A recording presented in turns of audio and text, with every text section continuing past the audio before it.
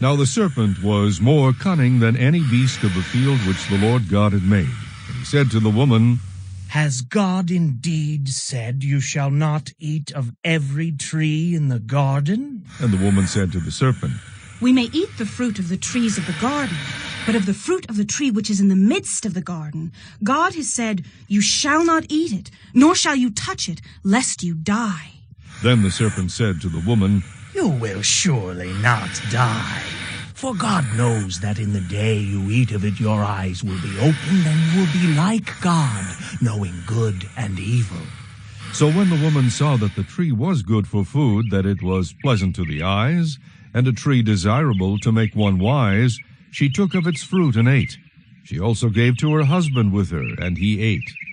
Then the eyes of both of them were opened, and they knew that they were naked, and they sewed fig leaves together and made themselves coverings.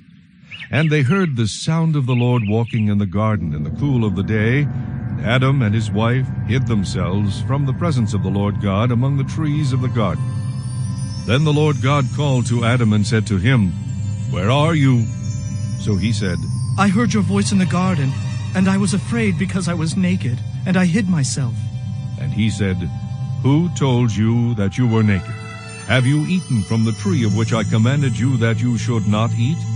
Then the man said, The woman whom you gave to be with me, she gave me of the tree, and I ate.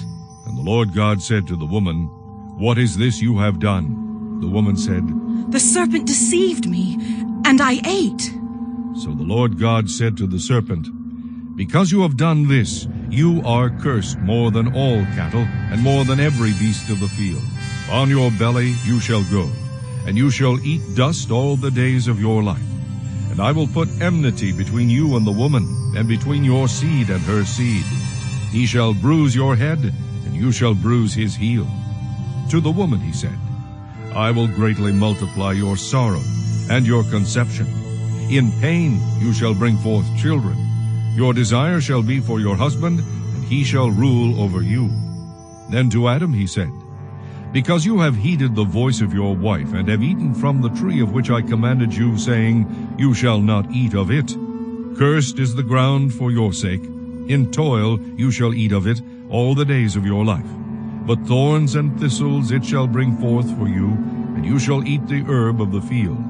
In the sweat of your face you shall eat bread, till you return to the ground. For out of it you were taken, for dust you are, and to dust you shall return.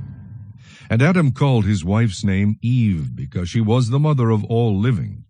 Also for Adam and his wife the Lord God made tunics of skin and clothed them. Then the Lord God said, Behold, the man has become like one of us, to know good and evil. And now, lest he put out his hand and take also of the tree of life, and eat and live forever. Therefore the Lord God sent him out of the Garden of Eden to till the ground from which he was taken. So he drove out the man, and he placed cherubim at the east of the Garden of Eden, and a flaming sword which turned every way to guard the way to the tree of life.